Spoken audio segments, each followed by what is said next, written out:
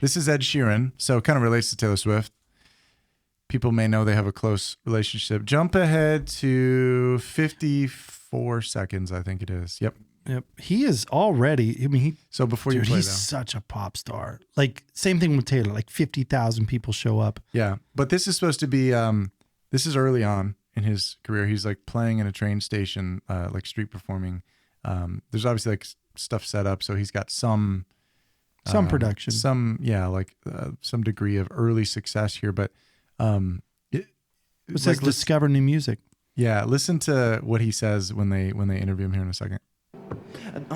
He already sounds so much better than when he first started. Oh. You know, obviously a lot of people can be like quite bored and irritated waiting in a busy station. It's good to get some. Look at that BlackBerry while you're waiting. So basically, pause for a sec. Okay, so two things. So first off, he said my music doesn't really hit everyone. Well, not then maybe, but it does. It does. It ends up that way. You know, it's kind of funny to like look back and hear him say that. But also, he's not. If you look at him, he is not what you would. No. Like, I'm not going to bash his looks, but like he's not like. Pick someone who's like, oh yeah, he's going to be a mega star. Like maybe the guy from Maroon 5. You look at him, you're like, yeah, he's tall, slender, he's good looking. Of course, you know, girls are going to love him. But like, he's just so good. And he was relentless. You're talking about Adam Levine? Is that who you're talking about? Yeah. Like, he's a good looking guy. You look at him, you're like, of course, yeah, he's going to be, he's going to be a pop star. Yeah. One day, Adam Levine will be famous. He'll be a big star. He's got. But what I'm saying is, he's more popular than Adam Levine is. There's been a lot of times where people. Are you trying to start a feud? I mean, a Sheeran Levine feud? Sheeran Levine. Well, I mean, his fans are way more into it. That still sounds like you're trying to fuel the flames of a feud. I'd be so fine with that. That'd be fine. Yeah. You're fueling feud flames.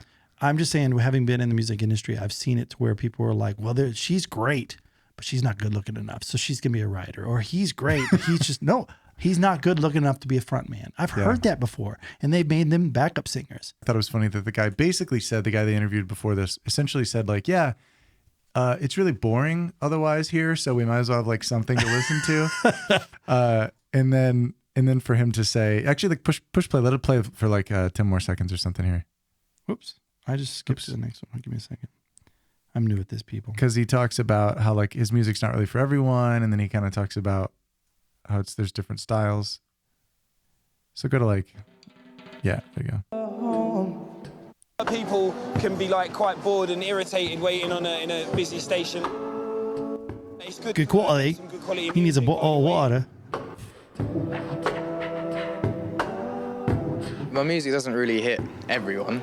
Otherwise, I'd be a very lucky man. Hey, Past Sheeran, you did it. It should hit some people today. Buddy, don't worry. If there are some fans of folk music and some fans of rap music and some fans of some so talented. And pause that for a sec, too.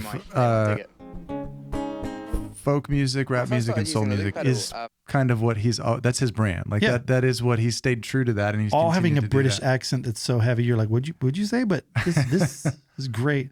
He's so talented. Like, you watch him perform. Have you ever watched like one of his concerts? Well, that's the next video. Oh, so this is Ed Sheeran now-ish. This is like in his Mathematics tour. We'll watch this for a few minutes. Those of you that have never seen a concert of mine before, this thing at my feet is called. So it's basically what he did on the last one. It's completely live. There is no backing track. It all is recorded on the spot, controlled on the spot. And he's a big fan of that 10,000 hours. Mm-hmm. He said it works. You press record like that, and then you press play, and it plays back. And then you can loop on top of it like this. This type of stuff is so fun at a concert when there's so much like lip syncing and stuff. It's like, do it live. Look at that crowd. And this became an entire genre too. Like for a decade, like people have done this looping thing, and it was huge for a while. It's kind of like tapered off maybe, but look at that. He made it huge. Him and a few other key artists. Just producing live. This is crazy, man. What's interesting is, though, not only did he just keep pursuing it, but he always was trying to get better and better and make the music better and better. Mm-hmm. He teamed up with good friends who were also writers that they could co-write with. And I don't know what that loop station is, though. Like, those buttons are gigantic. I think those are some like aftermarket add-ons or whatever, so we can just stomp them. But I think you can. But the whole afford it. thing is well, yeah, sure. But the whole thing is, it's enormous.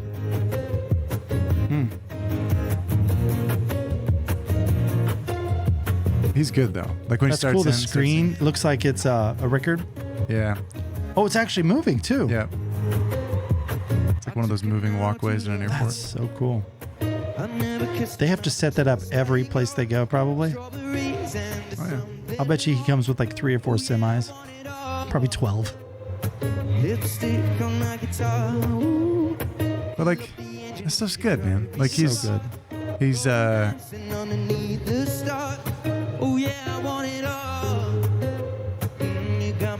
so not only is he talented, but like he's a little bit of a revolutionary in that he kind of picked a path that was a little bit unique with with kind of his looping and again the combination, as he said, of soul, rap, and what else did he say? Folk, yeah, folk.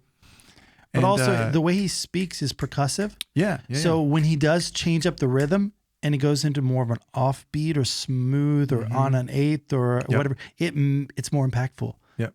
And it's just then when he 100%. goes back into the percussive, it's like it makes you pay attention to what you're listening to. And I think brilliant. Maybe it's partly because of how he builds these tracks, like with a looper or whatever. But his guitar playing can be very percussive at times. So he because it needs to be. So he totally gets that aspect of the music. But he picked a path that was kind of unique and stuck with it and kind of cornered that not only that segment of the market, but exploded into like totally mainstream and was huge everywhere. And like I just wonder for all 3 of these instances if there's ever these moments where these guys like look back at day one and just think like, man, could I have ever imagined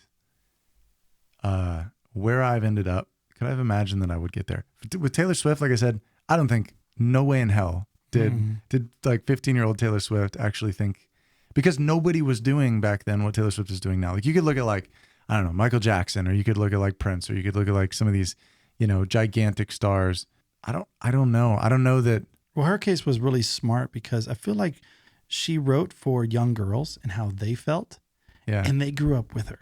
So Yeah, now if you yeah, look yeah. at all the girls. Now she still writes sometimes like Yeah. young girls. But But at the same time, if you look at a lot of the women, they're like my wife's age.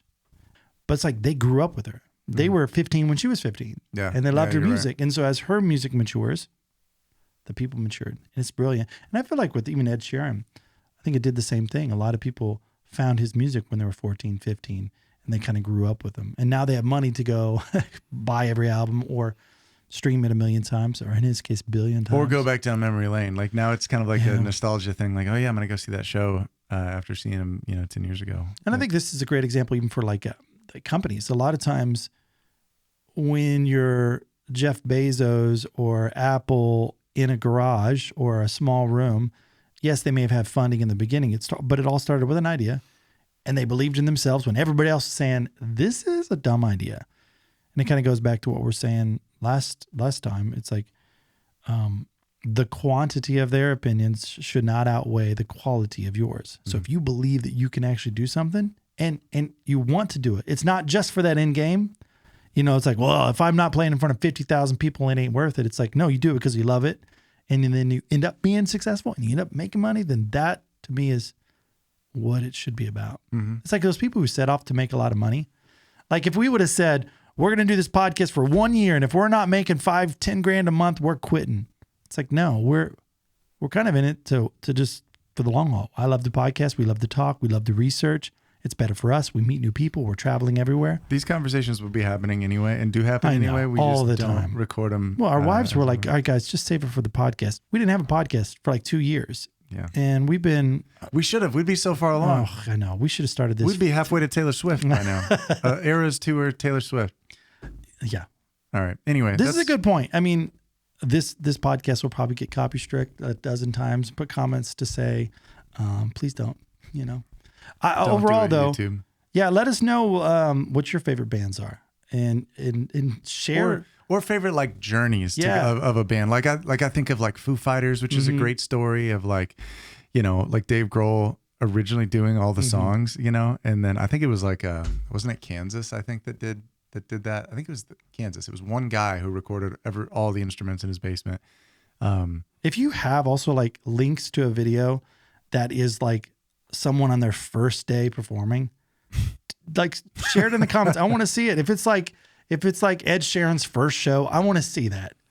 I heard some of his early on recordings. No, I've heard some of his early on recordings, and they weren't great.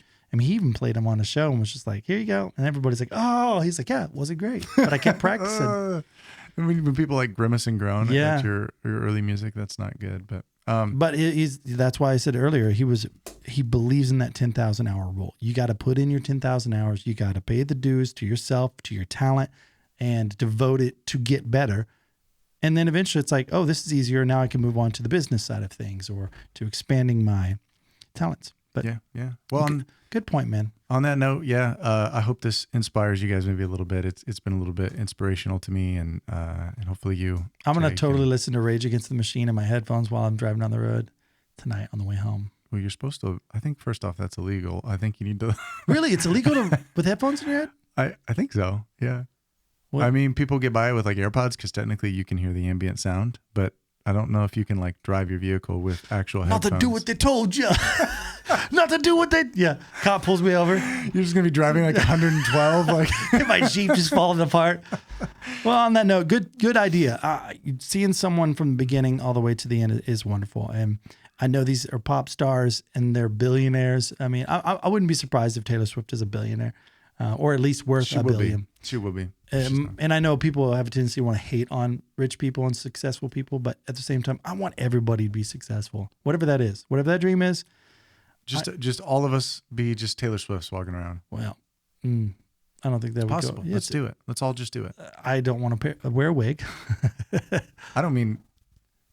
Yeah. No offense, but you're no Taylor Swift. My friend. I'm just saying, like, in terms of wealth and success. I agree. And also, like, someone's dream doesn't have to be, well, I'm going to be a billionaire or I'm a failure. It might also just be a good person, you know, financially free, able to travel, a wonderful family, happy. For God's sakes, focus on trying to be happy, not trying to be wealthy. I think that's a lot of our problems. Yeah, that's for sure.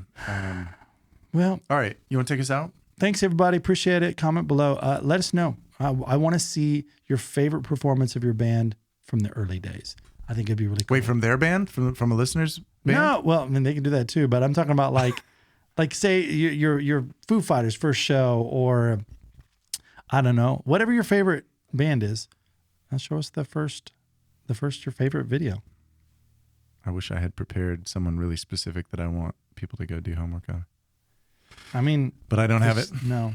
All right, guys, thank you. Appreciate it. We'll see you next time. Yes. Bye-bye. Hey, thanks for watching this clip. If you want to see the full podcast, be sure to click on the link in the description. And if you feel like it, hit subscribe.